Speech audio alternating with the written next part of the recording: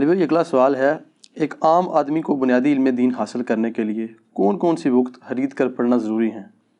ان کتابوں کے نام اور پبلشرز کے نام بھی بتا دیں۔ میں تو کہتا ہوں جی ایک کتاب کے اوپر اپنی آپ زندگی لگائیں، وہ یہ کتاب ہے، اللہ کی کتاب قرآن، کیونکہ ہمارے سارے عقیدے، ہمارے سارے نظریات، ہمارے لیے سارے اصلاح کی چیزیں نصیحت کے اعتبار سے سب سے بیسٹ فارم میں ہمارا رب ہمیں بتا سکتا ہے۔ صحیح مسلم میں حدیث ہے نا کہ ام عائشہ سے کسی نے پوچھا کہ نبی علیہ السلام کے اخلاق کیسے تھے، یعنی آپ علیہ السلام کا اٹھنا بیٹھنا کیا تھا، آپ کے معاملات کیسے تھے، تو انہوں نے کہا قرآن نہیں پڑھتے، قرآن ہی نبی علیہ السلام کے اخلاق تھے۔ یعنی نبی علیہ السلام قرآن مجسم تھے، یعنی قرآن جس طرح کا مسلمان چاہتا ہے نا، وہ اگر انسانی شکل میں آئے تو وہ رسول اللہ کی ذات تھی۔ نبی علیہ السلام قرآن کی تعلیمات کا ایک مجسمہ تھے، تو آپ علیہ السلام کی سیرت کو فالو کریں۔ لقد کان لکم فی رسول اللہ اسوۃ حسنہ۔ لوگ اکثر کہتے ہیں کتاب بتائیں، میں کہتا ہوں جی قرآن سے بڑی کون سی کتاب آپ کو بتائیں؟ لوگ کہتے ہیں جی وہ ہمارے گھر ایک دادا جی کی پرانی ہاتھ کی لکھی ہوئی کتاب پڑھی ہوئی ہے۔ سر وہ کتنی پرانی ہوگی؟ 100 سال، 200 سال؟ یہ تو 1400 سال پرانی کتاب ہے، اس سے پرانی تو نہیں، پرنٹنگ نئے صفحے کے اوپر ہے، کتاب تو پرانی ہے۔ اور اس سے بڑی بات، یہ کتاب اس دنیا میں کسی رائٹر کی لکھی ہوئی نہیں ہے، آسمان سے نازل ہوئی ہے۔ رائٹر نے تو اسے صرف ایک الفاظ کی شکل دی ہے، نازل تو آسمانوں سے ہوئی ہے اللہ کے پیغمبر کے اوپر صلی اللہ علیہ وآلہ وسلم۔ تو قرآن اگر کسی نے اپنی زندگی میں نہیں پڑھا ترجمے سے، اس سے وہ مقصد حاصل نہیں کیا جس مقصد کے لیے نازل ہوئی یہ کتاب، جو سورہ صاد میں ہے کہ ہم نے قرآن اس لیے نازل کیا تاکہ اس کی آیات میں لوگ تدبر کریں اور نصیحت حاصل کرنے والے اس سے نصیحت حاصل کریں۔ قرآن میں کہیں نہیں لکھا ہوا کہ قرآن اس لیے نازل کیا کہ اپنے بچوں کو حافظ بنوائیں بغیر ترجمے والا، اور اس سے اپنے مردے بخشوائیں اور اپنے گھر والوں میں اتنے بندے جنت میں لے جائیں، یا اتنا ثواب کمائیں۔ نہیں، ثواب ہوگا لیکن اس کا پرائمری مقصد نہیں ہے۔ نماز کا پرائمری مقصد ورزش نہیں ہے، اللہ کے سامنے ٹو باؤ ڈاؤن کرنا ہے، پوسچر بنانا ہے، اپنے عاجزی کا اظہار کرنا ہے، کبھی قیام کے ذریعے، کبھی رکوع میں جھک کے، کبھی سر سجدے میں رکھ کے۔ ورزش آٹومیٹکلی ہو رہی ہے۔ لیکن اگر کوئی نماز کے فضائل سنائیے کہ جی ورزش بڑی اچھی ہوتی ہے جی، صحت اچھی رہتی ہے جی، تو مولویوں کو غصہ نہیں چڑھے گا؟ کہیں گے یار ٹھیک ہے ہوتی ہے لیکن یہ کیا تو مولوی بھی تو یہی لکیر پیٹتے ہیں کہ جی بڑی نیکیاں لبدیاں ہیں، قرآن پڑھو، ہمیں بغیر سمجھ کے بھی پڑھو۔ ٹھیک ہے ملتی ہیں، لیکن مقصد کیا یہ تھا؟ نہیں تھا۔ قرآن کے اوپر اپنی زندگی لگائیں۔ قرآن آپ کے پاس ہونا ضروری ہے، اس کا ترجمہ کور کریں، لفظی ترجمہ بھی، با محاورہ ترجمہ بھی، اور سارے مکاتب فکر کا، تاکہ آپ کا یہ کیڑا نکل جائے کہ لوگوں نے ترجمے بدل دیے ہیں۔ آپ کمپیئر کر لیں، میرے تو ایک یوٹیوب پہ ڈیٹیل ویڈیو ہے قرآن کے 8 تراجم، اس میں نے سیمپل کے طور پہ کئی ایک آیات لی ہیں اور 8 ترجموں سے وہ فزیکلی کیمرے میں دکھایا کہ دیکھو یہ بریلویوں نے یہ ترجمہ کیا، دیوبند نے یہ کیا، اہل حدیث نے یہ کیا، شیعہ نے یہ کیا، بتاؤ اس کے مفہوم میں کوئی فرق ہے؟ بسم اللہ کا ترجمہ اگر کسی نے کیا ہے اللہ کے نام سے شروع تو بھی ٹھیک، شروع کرتا ہوں اللہ کے نام سے تو بھی ٹھیک، شروع اللہ کے نام سے تو بھی ٹھیک، شیطان کے نام سے کسی نے شروع نہیں۔ آپ کو جو دل ٹھکتا ہے آپ پڑھیں، کوئی فرق نہیں۔ کہیں اکا دکا جگہ اگر ڈنڈی آ جاتی ہے وہ اوورآل ڈاکٹرن میں پکڑی جاتی ہے، اس کی میں نے کئی مثالیں دی ہیں، وہ پکڑی جاتی ہیں، اس لیے آپ اس کی ٹینشن نہ لیں، قرآن کو کور کریں۔ میں کہتا ہوں جی ایک بندے نے بیچلر ڈگری حاصل کر لی، FSc کر لی، میٹرک پاس کر لیا، اور قرآن اس نے ترجمے سے نہیں پڑھا، بھلے عربی نہ بھی سیکھے، عربی پروناؤنس کرنی تو آنی چاہیے قرآن پڑھنے کے لیے، نماز پڑھنے کے لیے، لیکن عربی کا ترجمہ اور عربی کو ایز اے لینگویج سیکھنا یہ ہر بندے پہ فرض نہیں ہے۔ اگر آپ عربی سیکھ کے بھی آ جائیں نا مکمل طور پہ اور ترجمہ کریں، تب بھی انہوں نے آپ کا ترجمہ نہیں ماننا، انہوں نے کہنا ہے کہ آپ کو زیادہ عربی آتی ہے یا مذہب بریلوی کو، آپ کو عربی آتی ہے یا اشری تھانوی کو، آپ کو زیادہ عربی آتی ہے یا جونا گڑھی صاحب کو، سارے فرقوں کے میں نے نام لیے، یا سید فرمان علی شاہ کو، تو ظاہر ہے آپ دعویٰ کر سکتے ہیں، آپ کہیں گے ان کو ہی زیادہ آتی ہے۔ تو جب اینڈ رزلٹ یہ ہونا ہے کہ عربی کے بعد بھی آپ نے ادھر ہی جانا ہے، تو آپ ڈائریکٹ ادھر پہنچے تاکہ اپنا ٹائم بچائیں، اس کو کہتے ہیں ویل انوینٹ نہ کریں۔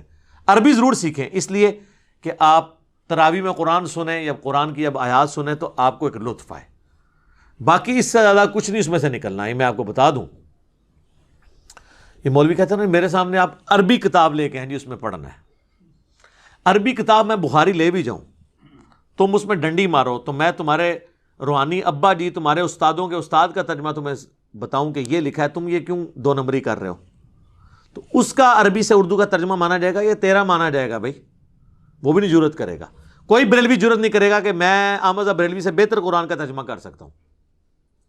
تو لوگ کہتے ہیں نا جی علی جو ہے وہ علماء سے متنفر کرواتا ہے، نہیں سر، میں ہی تو کہتا ہوں علماء سے پوچھیں، بلکہ پوچھیں ان علماء سے، بلکہ پنجابی پوچھو انہوں کتنے لکھا ہے۔ میں نے کبھی آپ کو ترجمہ اپنا لکھ کے تھمایا؟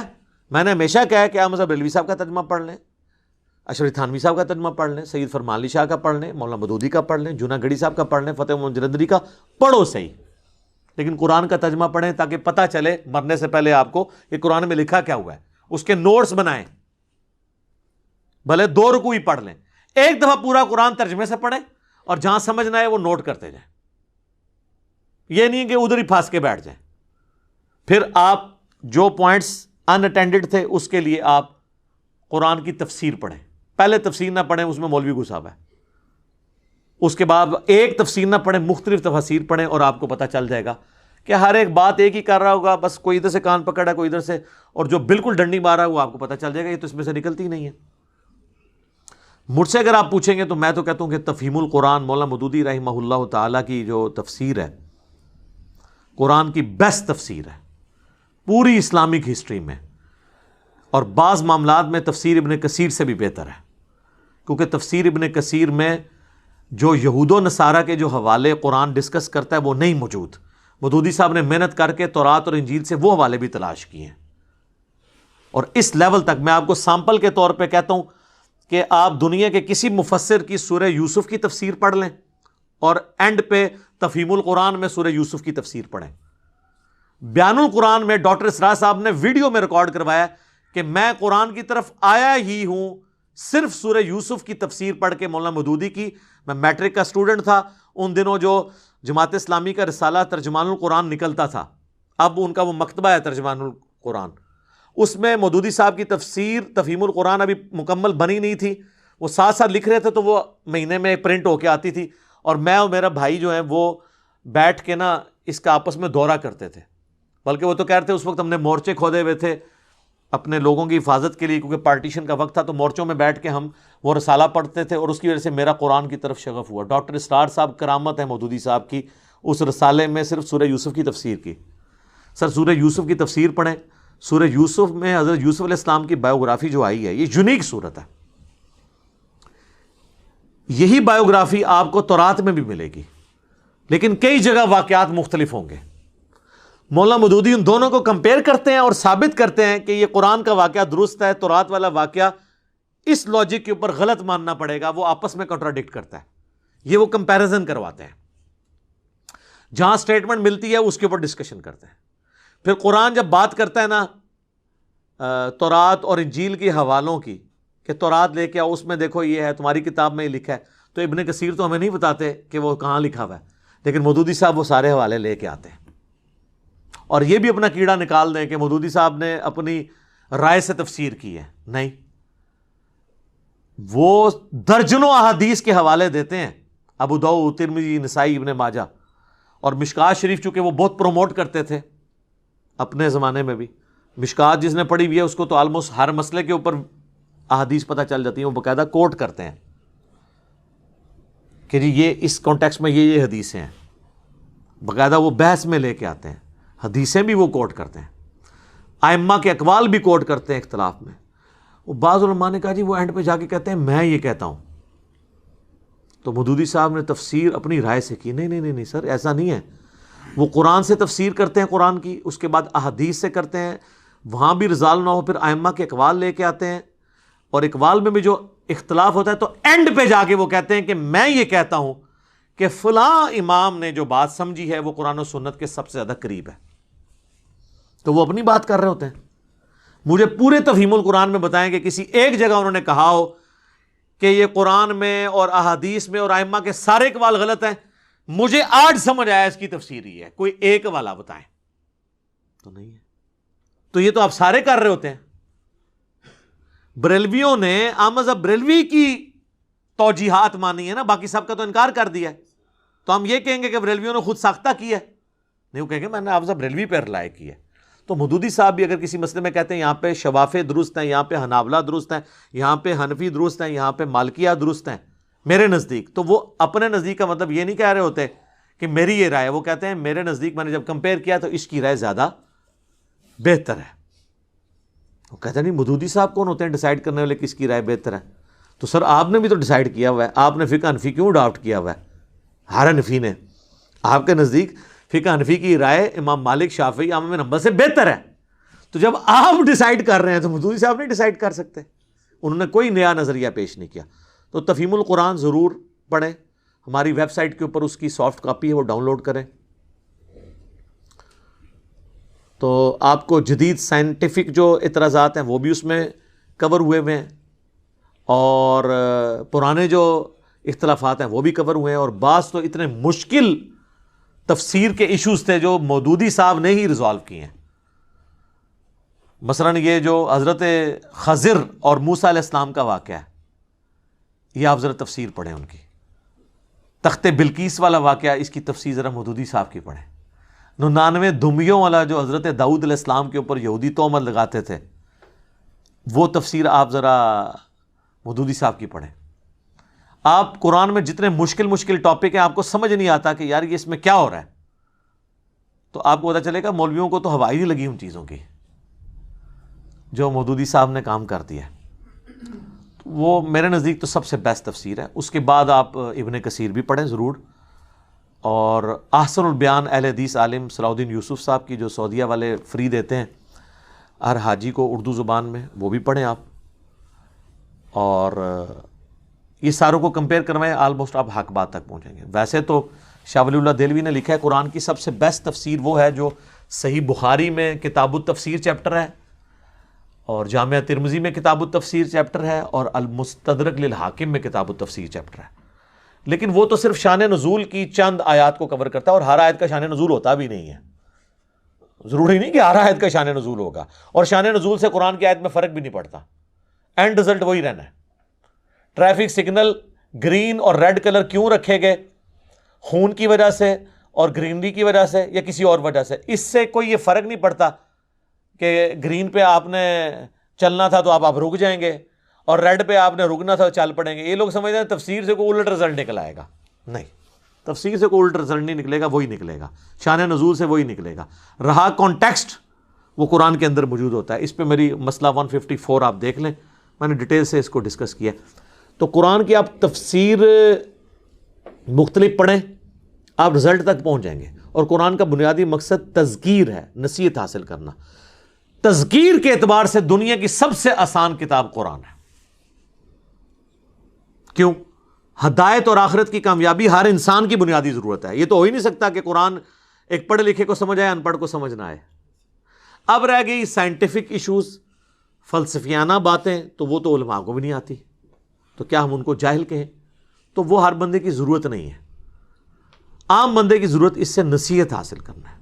اور وہ سورہ ال عمران کی 7 نمبر آیت میں ہے کہ کتاب کی اصل جو ہے وہ محکمات ہیں، یعنی جس میں اللہ نے حکم دیا ہے ماں باپ کی تابع فرمان ہو جاؤ، شرک نہ کرو، زنا سے بچو، چوری سے بچو، قتل ناحق سے بچو. یہ وہ ساری باتیں جو ہر بندے کو سمجھ آئیں گی. اس میں کون سی راکٹ سائنس ہے؟ رہ گئی متشابہات، تو وہ تو بحث سے چلتی آ رہی ہیں. استواء العرش کا بس بنیادی عقیدہ اللہ اپنے عرش پہ جیسا اس کی شان کے لائق ہے، وہ ہماری رگے جہاں سے ہمارے قریب ہے. نحن اقرب الیہ من حبل الورید، جیسا اس کی شان کے لائق ہے. اس کی تفصیلات میں ہم نے پڑھنا ہی نہیں. کیوں؟ لیس کمثلہ شیء، اللہ کی مثل کوئی شے نہیں. یہ علماء روند ڈالتے ہیں تاکہ آپ نہ پڑھیں. کہتے ہیں عربی نہیں آتی، عربی کورس کرنے چلے جائیں تو کہتے ہیں جی آپ اچھا آپ عربی سیکھ کے تو خود ترجمہ کرنا شروع کر دیں گے.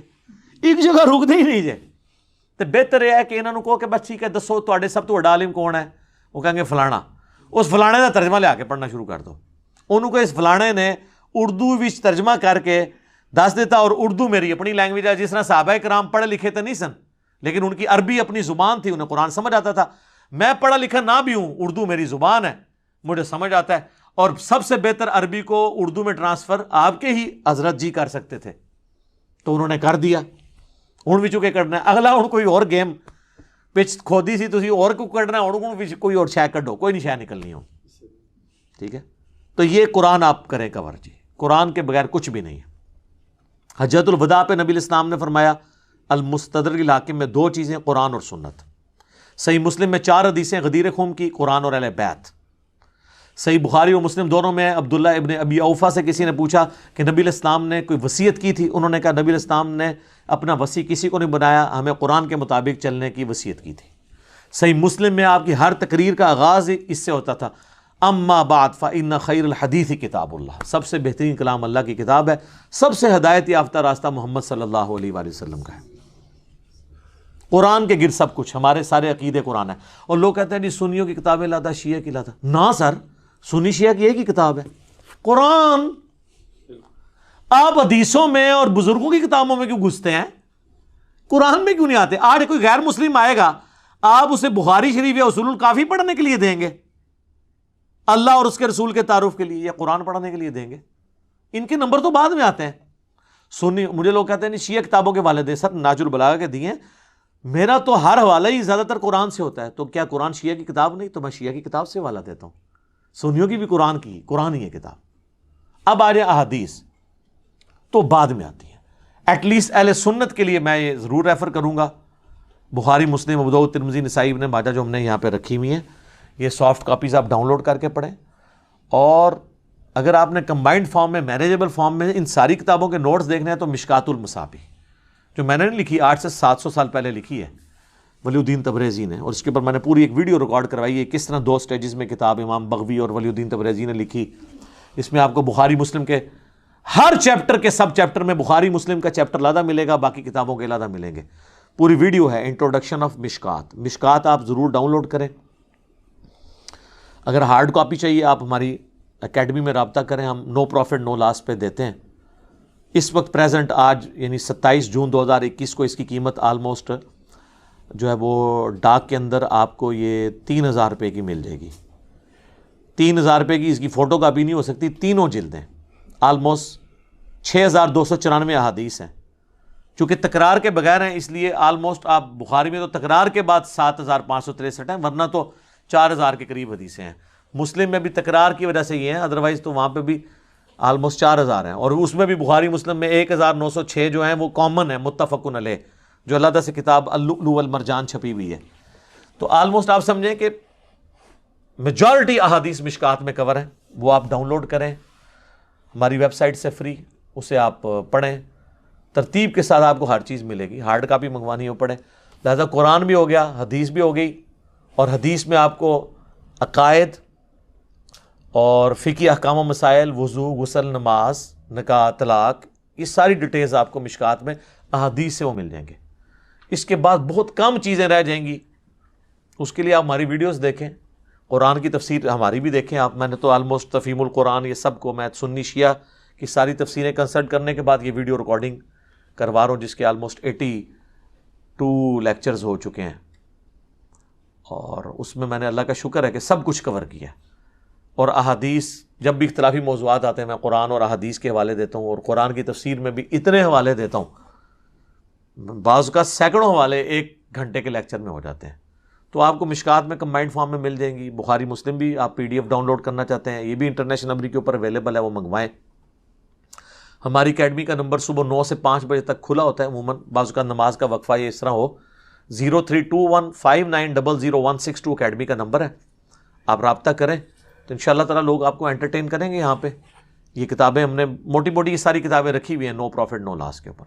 ریسرچ پیپرز کا سیٹ آپ کو فری آئے گا. صرف TCS کا آپ کو 300 روپیہ خرچہ آج کی ڈیٹ میں دینا پڑے گا. 12 کا پیکج آپ کو مل جائے گا جس میں کربلا والا ریسرچ پیپر، 8 مزید ہیں، ٹوٹل 9 ریسرچ پیپرز اور 3 اذکار کارڈ صبح شام کے، فرض نماز کے بعد کے، اور جادو، ٹونا، وبائی امراض سے بچنے کے جو سنت اذکار ہیں وہ آپ کو مل جائیں گے.